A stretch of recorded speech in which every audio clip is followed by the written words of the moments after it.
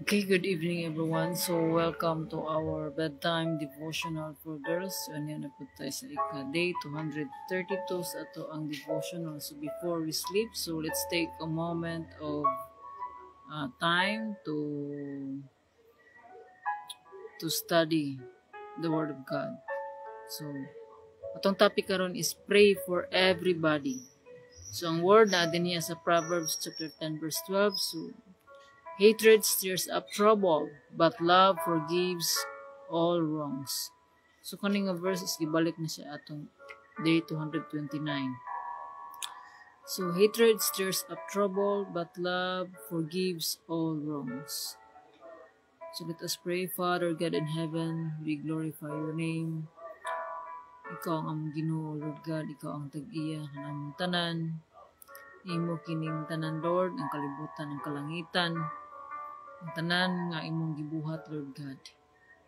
Imo ang tanan. Lord, kini nga higayon nga kami pasaylo sa among mga kalapasan, sa among mga kasalanan, Lord God, sa mga panahon nga nakalimot kami diha kanimo, Lord. Pasayloa kami, Lord God. Tanggala, Lord God, ang mga butang, ang mga babag, Lord God, sa among pagdayeg diha sa imong ngalan. Pag-uha, Lord God, ang hunahuna, padayon ka, Lord God, nga magapamuhat sa mong kasing-kasing sa mong kinabuhi aron kami mulig-on mulahotay sa among pagtuo diha ang Kristo. Dalaygon ka, Lord, salamat sa mong wala ang Espiritu, Lord God.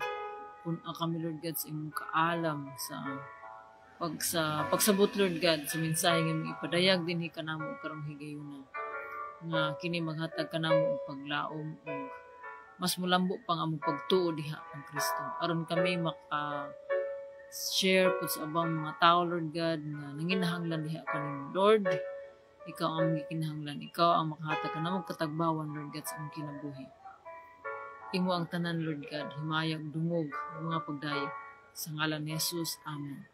So again, may gabi, so our topic is pray for everybody. So pray for everybody. So dili lamang atong mga pag-ampo, dili lamang nato i-contain lang sa ato ang kaugalingon, kundi para pod sa uban. So ang atong mga pag-ampo mao kini ang ato ang communication diha sa Ginoo. So mao ni ang pakig-istorya kanato diha sa Ginoo through sa atong mga pag-ampo. Nay mga pag-ampo, ang atong mga pag-ampo kung ako ikuan ha, pray. P-R-A-Y. So, pray. So, sa pag-ampo, mag-una ang praise. So, Lord, we praise your holy name. So, itong gidayeg ang Ginoo. Sunod dayon ang ask. Ask. So, we are asking God to forgive us. As na noon. P-R-D-I-R. R is repent. Repent. We repent for our sins. We ask for forgiveness. So, ano siya? A is ask. So, mga ito diya sa Ginoo, sa itong mga kinahanglan. So, P-R-A-Y. Y is yield. So, mga itag protection diya sa Ginoo. Yield for our protection. So, mo na siya ang pray. So, kani siyang acronym is I remember nga gitudlo ni sa ako kadtong high school years pa ko. So naka-remember ko. So mo na nga dili na ko malimtan tungod kay kani nga mga kuan, nga mga pulong diha sa Ginoo nga how to pray unsa ang pag-ampo. So salamat ko sa Ginoo. Kay dili ako ang nagpili sa Ginoo, kundi ang Ginoo mao nagpili kanako nga mahimong iyahang anak. So, mao kana nga dili tanang tao anak sa Ginoo, kundi naay mga tao nga gipili na daan sa Ginoo. So, ang ato lamang gusto sa Ginoo nga mo respond ta in the right way. So, ginatawag ta sa Ginoo. So, mao ni nga ang tawag sa Ginoo sa ako sa una dato so kuan sa ko gina-remind sa ko nga na mga word, mga verses ako, high school pa ko, nakakuan ako. Dili jud ko inana ka mga, walay mga kulang sa mga pagtudlo. So, mao na nga, kanabitang naatay makatunan po sa abang mga tao. So mo na nga kato nga mga learnings nga natipigan ako sa ako ang kasing-kasing. So one verse yun nga di na ako makalimtan na gitudlo na ako sa teacher na ako sa high school. So salamat ma'am kung naminaw ka niini. Thank you for your life. So this is my life verse. So Proverbs chapter 3 verse 5 to 6. Napagani ang 7. Verse 5, 6, 7. So nandun sa Proverbs is trust in the Lord with all your heart and do not lean on your own understanding. In all your ways acknowledge Him and He will direct your path straight. So do not be wise in your own eyes.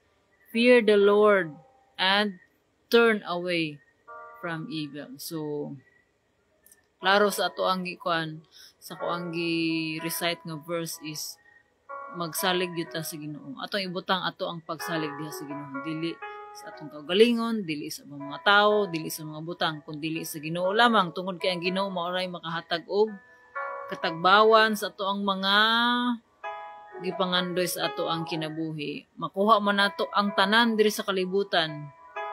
Pero kung wala gani ang Ginoo, useless ra ang tanan. So sa karon nga panahon nga kuanata, we are on digitalization. So we are on digital world. So dali ra mo spread ang mga information. So karon makita na nato unsa ang difference sa rich ug ang poor, og sa naay kalipay og naay kasakit.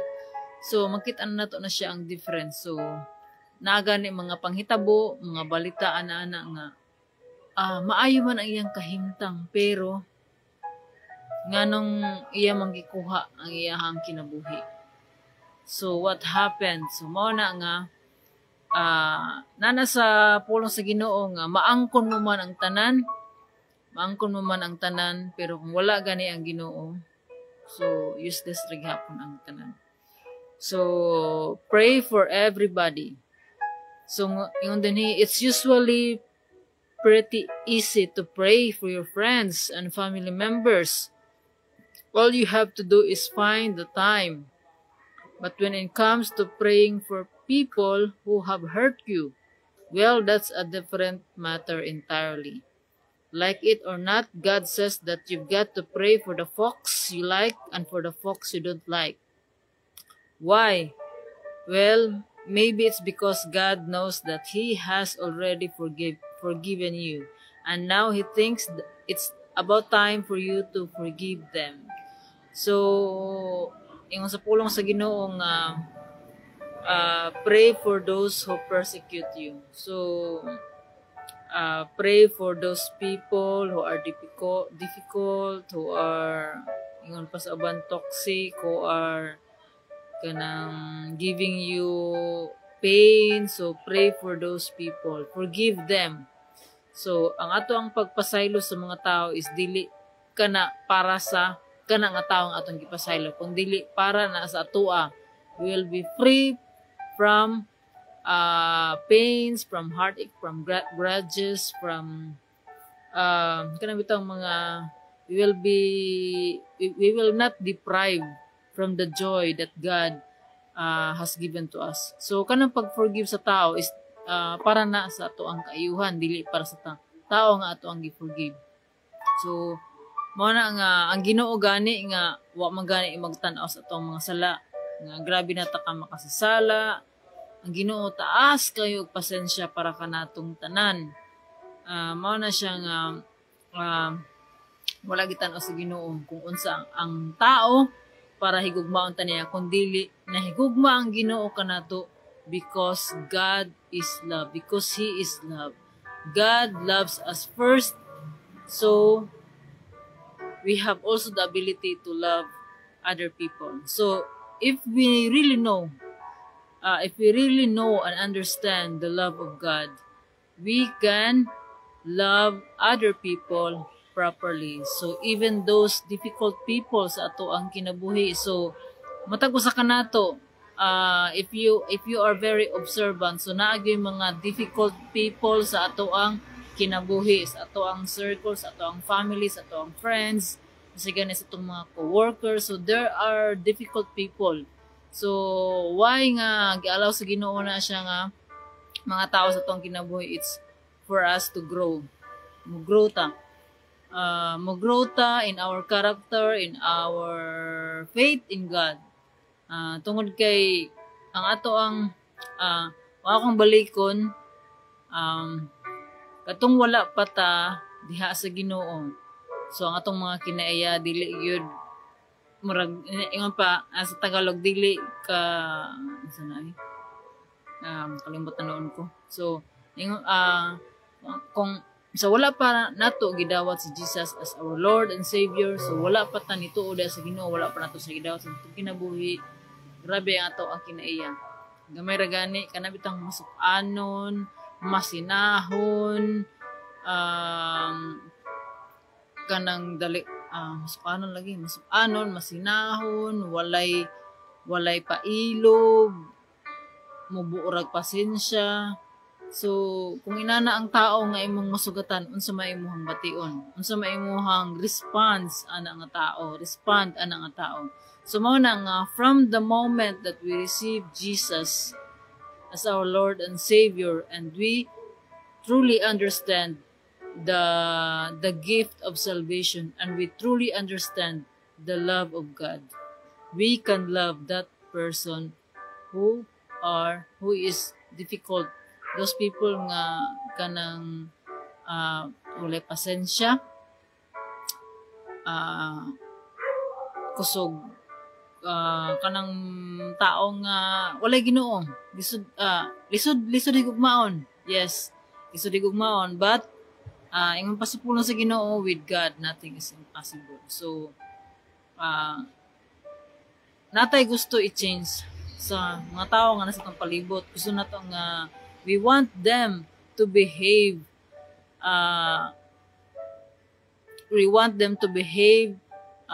in a way that gusto nato. So we want them to behave the way we want them to be. So mo na nga tungod kay na may own free will, we have our own free will, mo na siya nga frustrated ta sa mga tao sa tong palibot tungod kay gusto nato sila mag-behave sa gusto nato. So we cannot change them. Even our own children, our family, our spouses, it's beyond our control to change them. We can only influence them. So mo na nga ingon ang Ginoo nga pray for everybody, because prayer works. So naaman tay mga pamilya, mga members ato ang family nga wala nato kauban, naaman tay mga friends, mga relatives, mga loved ones nga tuwa sa layo. So maski tuwa sila sa layo, we can reach them out through our prayers, because God is always working. So mo na nga at kung gibutang na to ang atong pagsalig diha sa Ginoo, ang Ginoo mo fulfill sa iyang promise ato ang kinabuhi nga dili ta niya pasagdan og iyang dunggo ng atong mga pag-ampo, basta lamang nga ni-obey ta sa iyang mga kasuguan. So mao na nga kung wala matubag sa Ginoo atong mga pag-ampo, either yes or no or maybe.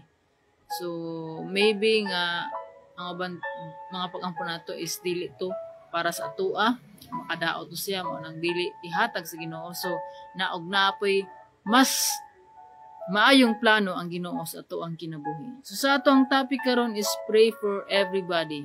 So wala na ingon din niya nga let's pray for those who are good people. So pray for everybody, including good people and bad people or difficult people. So mo na nga ingon din niya nga when it comes to praying for people who have hurt you, so kung kinsa tong tao nga nakapasakit kanato, ingon pa nga ingon ni Jesus is love your enemies and pray for those who persecute you. So kani siya nga kuan, kung ato lang own strength ang ato alang saligan is dili gyud ta makahimo nini. Gusto pa gani nato na nga ingon kisa mo to atong kaaway, gusto pa nato nga balusan. So mao na sa tawhanon nato nga kusog, gusto gyud ta mo balos ana. Pero ang Ginoo, sa lahi ang pamaagi sa Ginoo, kundili pakita niya ang gugma. Ay katuganing gilansang si Jesus sa cross, daghan nagbiay-biay kaniya unsa may iyang giingon, pasayloa sila kay wala sila masayod sa ilahang gibuhat. So naay mga tao sa atong palibot, lahi ang lahi bitaw ang mga standard of kanang bitawng right thing. Kaya usay man gud pagtuo sa katao nga kanang iyang gibuhat maayo na para sa iya. Pero kung atong ibase sa standard sa Ginoo, maybe mayngon ta nga maayo na siya, pero in the standard of God dili na siya maayo. Even though good, ingon nga maayo, not all good things are the right things. Una nga kanunay kung nag-share sa pulong sa Ginoo, ug ako pong gina-share pod nga make the word of God the standard of living. So unsa man ang ato ang how do we operate here on earth, how do we live our life here on earth. So unsa man ang ato ang basihan kung saan nato pagkinabuhi mo mayon ra bata, we should go with the flow. Maana ra bata go with the flow. So karon nga panahon na, kung ato lang, kung very observant lamang ta diri sa kalibutan, ang daotan nahimo ng sakto, ug ang sakto nahimo ng daotan kibali nabali na. So mao na nga kung wala gyud tay gina follow nga standard is may na nga mapaling-paling ra gyud ta. So dali ra ta matumba ang panahon nga naay mga problema tungod kay wala tay standard nga ato ang ginabasihan. So mo na nga make the word of God the standard of living. Kaya atong kinabuhi diri sa kalibutan mubuora. So ingon pa ang lifespan sa tao is 70. So kung niabot na ka og 70 plus, so bonus na sa Ginoo. So mo na nga how do we live our life. So ang maangkon manato ang mga butang diri sa kalibutan maayo na siya. Pero pwede pud na gamiton sa kaaway para malayo ta diha sa Ginoo. So let's be careful, let's be kanabitang observant and careful sa ato ang mga matag-adlaw nato nga desisyon. So mao na nga ingon sa pulong sa Ginoo, do all things for the glory of God. So at the end of the day, let's examine ourselves if we are in the presence of God. If all that we do, it's for the glory of God. So pray for everybody. So in praying for everybody, so diha na makita ang ato ang gugma diha sa ato ang isig katawo. Because sa makausa pa ang dili na to kalimtan kung sa ato ang purpose diri sa kalibutan. For our purpose is to love God with all our heart, with all our soul, with all our mind, and with all our strength, and to love our neighbor as we love ourselves. So if we have the right kind of love, if we receive the love of God, and if we truly understand the love of God, we can also love other people, even those difficult people in our lives. We can love them in a proper way. So makita diha ang usa ka ebidensya nga naa ang gugma sa Ginoo, nga nasabtan nato ang gugma sa Ginoo is adunay gugma sa atong isig katawo. Kaya ingon pa sa pulong sa Ginoo nga the fruit of the Holy Spirit. The Holy Spirit produces, usara ang giingon dito, the fruit, nabaday fruit nga daghan. So the fruit of the Holy Spirit is love. Kung naay gugma ang sa katao, mosunod na tong mga patience, joy, kindness, goodness, faithfulness, humility, and self-control. Ug ang gugma mapailubon. So mabasa nato ni siya sa Galatians chapter 5 verse 20 ug naa sa 1 Corinthians chapter 13. So mo din what is love? Love is patient, love is kind. So mo na nga kita nga tao, we have the ability to love because God loves us first and God is love. So, ang Ginoo gugma. Og ang tibuok kasulatan, tibuok Biblia, it's all about the love of God to us human. So, og unsaon pag-redeem kanato dihas ato ang mga kasalanan. So, mao na nga ang kaniadto yung nga ang Ginoo nahigugma kanato dili tungod kay maayo ta, kun dili nahigugma kanato ang Ginoo tungod kay siya gugma man. So it's because of his character. God loves us because of who he is, not of who we are. So dili ta maingon nga mobalik ra ko sa Ginoo if okay na ang if kanang naa kay gi-arrange, gi-fix sa ana. Balik ta sa Ginoo in what we are right now. So, ang Ginoo nag-invite ka na to, kanunay, to mabalik sa iyahang. Kay, say manggod, kulangan ta sa pagtuo. Kulangan ta sa pagtuo. Mao na nga, tungod sa kakulangon sa tong pagtuo, nagduha-duha ta kung tinuod ba ang promise sa Ginoo. So mao na nga dili ta makaibalo kung unsa ang promise sa Ginoo, kung unsa siya ka matinud-anon, unsa siya ka faithful if wala tay pagbasa o pagtuon sa iyang pulong. So mao na nga I invite you everyone who are watching right now, who are listening right now, to open your Bible. So, ingon sa pulong sa Ginoo sa Joshua chapter 1 verse 8, read and meditate the word of God, obey everything that is written in it, and God will give us success. So, mao ka na iyang promise, success and prosperity.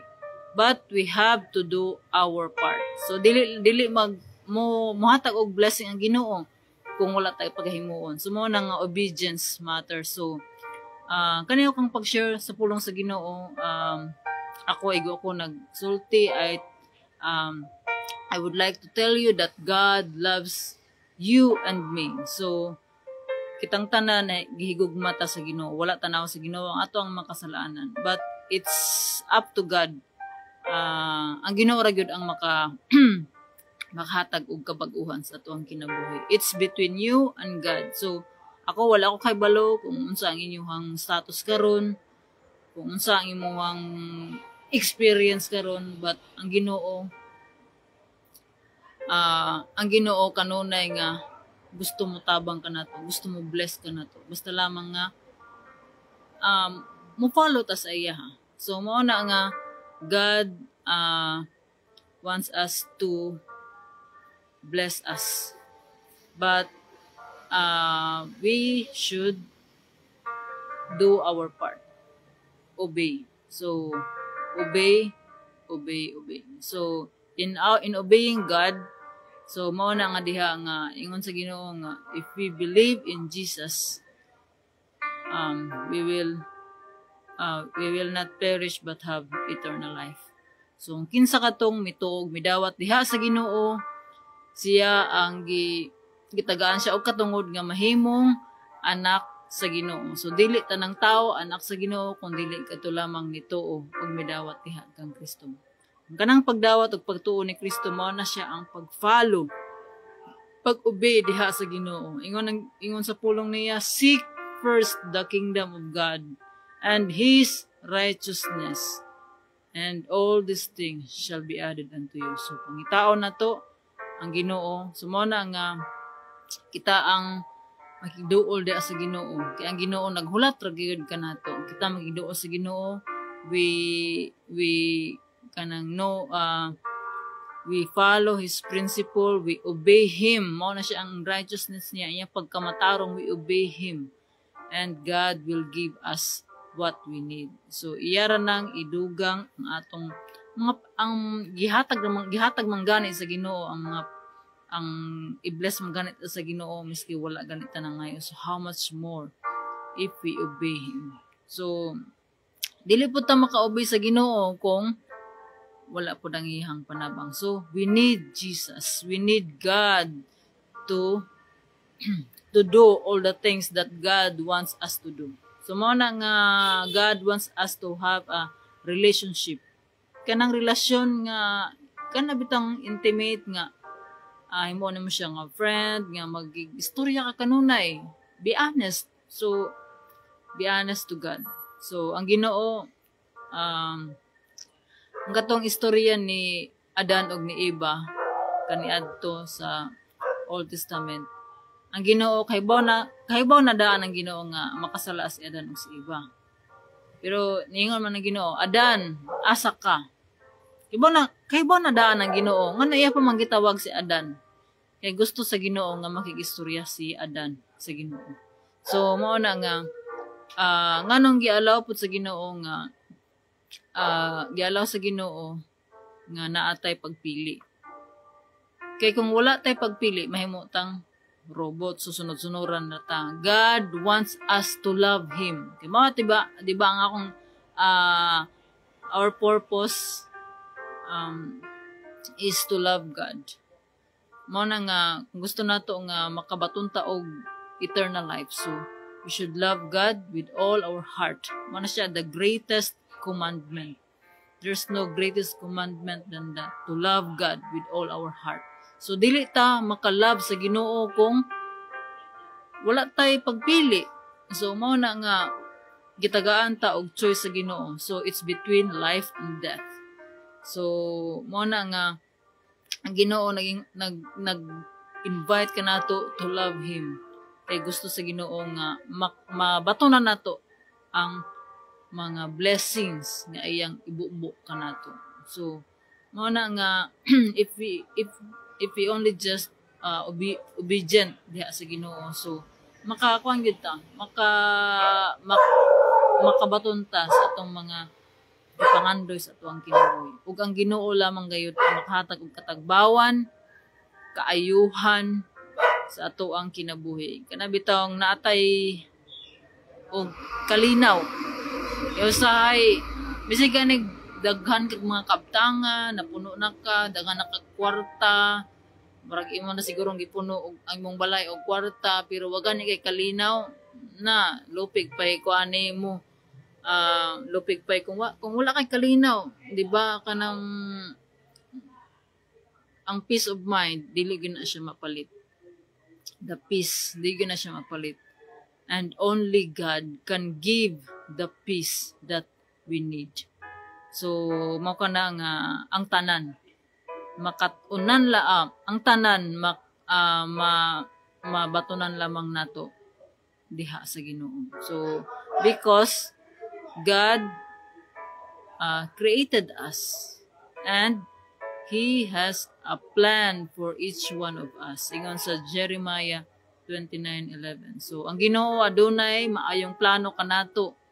Plans for a good future and hope. So, kanang good future. So, plans to prosper, not to harm. So, mo na ang plano sa Ginoo sa atoa. Syempre siya ang ato ang naghimo kanato. So, ang siya naguna na daan sa atoa. So, ang kita mo na nga giguide ta sa Ginoo. Pero say malagi magbutbuot malagi ang tao dili gusto nga naay sundon. Kasi ganig atong kaugalingon gihimo na natong Ginoo. So mo na nga atong i-humble down ang ato ang kaugalingon nga wala gyud tay mahimo diha sa Ginoo. So atong i-humble down nga we need God. So if we really know the bad news and good news, the bad news is we all have fall short of the glory of God, and the penalty of death, the penalty of sin is death. So kinahanglan nga mamatay gayud ta. So mo na siya ang kabayaran sa sala. But because of the love of God, ang grasya sa Ginoo, tungod sa grasya sa Ginoo, dili gyud ta makabayad sa gibuhat sa Ginoo sa kanato. So wala pa ta giluwa sa Ginoo, we are already condemned. Kinsa katong wala nito sa Ginoo, gihukman na. So mao na nga atong dawaton ang grasya sa kaluwasan nga gihatag sa Ginoo.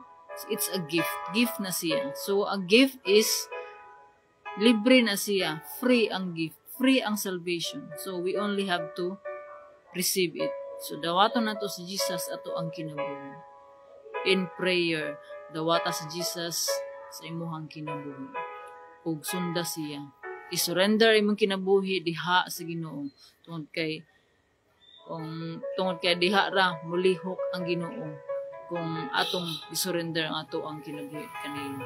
Kay dili mo interfere ang Ginoo sa ato ang free will kung wala nato siya gi-allow. So God need our permission. So mo na nga in prayer, it's between you and God. So allow God to change you. Allow God to change our hearts nga gikan sa makasasala madulong sa kanang kinabuhi nga naa ang Ginoo. Because kinsa tong nahiusa diha sa Ginoo, the old is gone and the new has come. So the old character nawala na to siya, ug ang bag-ong character mao na ang bag-ong character naa na siya. Mao na gitawag nga mao na siya the process of being born again.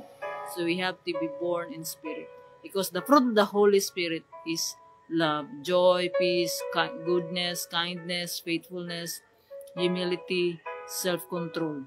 So mao na diha ang Ginoo kanunay nga nag-remind kanato through our circumstances, through our nature, through our friends, through our families, through our problems. So gina-remind to sa Ginoo nga ato siyang irespeto. So ingon, the beginning of wisdom is the fear of the Lord. The fear of the Lord is the beginning of wisdom. So mao na nga, let's pray for everybody, let's pray for everyone. So karong panahon na nanginahanglan ato ang kalibutan ug mga pag-ampo, because prayer works. God works. Even though nga mayon ta nga wala naman siguro gitubag sa Ginoo kung mga pag-ampo. In silence, God is always working. God is working. So naay timeline ang Ginoo. Ang Ginoo naay timeline sa matag usa kanato. Ang timeline niya ug atong timeline lahi. So, ang one day sa Ginoo is equivalent to 1,000 years sa tao. So, inana ang pasensya sa Ginoo kanato. Ang Ginoo gustong kana maningkamot ta nga putlion. Let makes our heart pure and blameless before God. So, let's be strong and persevere in our faith. Kaya kung kinsa katong mulahutay, maoy mudaog sa dagan, sa lumba sa kinabuhi. Kay kining kani ato ang pagtuo kang Kristo, kini ato pagka-Kristohanon, dili ni siya murag kompetisyon. Kundili kani atong pagtuo diha kang Kristo, kani atong pagtuo palahutayay. Kinsa tong mulahutay, maoy mudaog. Wala nagpromise ang Ginoo gahayahay ang kinabuhi. Nagpromise ang Ginoo nga naa sa matag experience nato, challenges ato ang kinabuhi. Nagpromise ang Ginoo nga naa siya, dili ta niya pasagdan ni biyaan. Tungod kay siya man ang nakahibalo sa tanan natong mga panginahanglan, sa tanan natong mga longings ato ang kinabuhi. Only only Him can give us the peace that we need in our hearts. So let's pray for everybody, including those our enemies, our the difficult people in our lives, in our circle of our lives. So nga tagaan ta sa Ginoo og forgiving heart, nga tagaan ta sa Ginoo og gugma sa atong isig katawo. Kay ang Dios gugma man, o kita pod kung nituo ta diha sa Ginoo, ingon sa Jesus nga, if you love me, you will love one another. So maningkamot ta, higugmaon nato ang ato ang isig katawo. So if we truly understand the love of God, we can also understand sa mga kinaiya sa tao, the nature of man and the nature of God. So let's pray. So to God be all the glory. So let us pray. Father God in heaven, Lord, we thank you, Lord God, sa imong word, sa imong pulong, nga ikaw gugma man, nga to pray for everybody, including those in our enemies, Lord, our those who have hurt us, Lord. We pray those people, Lord God, those difficult people, Lord God, sa among kinabuhi. Nga ikaw ang Ginoo, Lord God, nga maoy magatandog kanila. Lord, sa imo ang kinaiya, Lord God, nga ikaw mahigugmaon. Pasalamat kami, Lord God, sa imong walay katapusan nga gugma, walay katapusan nga grasya, sa imong walay katapusan nga kaluoy kanamong tanan. Lord, pasaylua kami sa mga panahon, Lord God, mga butang, Lord God, nga dili makapahimaya diha kanimo. Tanggala kini, Lord God, nga mga butang, Lord God, nga makababag, Lord God, sa amo ang pagtuo, pagsalig diha kanimo.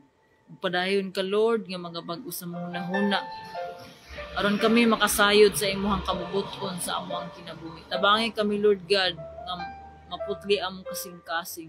Tabangi kami, Lord, nga mula hutay. Tabangi kami, Lord God, nga maglig-on sa among pagtuo diha kanimo. Wala kami mahimo o wala ikaw. Tungod kay ikaw lamang ang makahatag, Lord God, sa amo ang katagbawan ug kalinaw sa amo ang kinabuhi. Lord, tabangi kami kanunay. Salamat, Lord God, sa imong pag-uban kanamo gikan sa pagsugod ug sa pagtapos.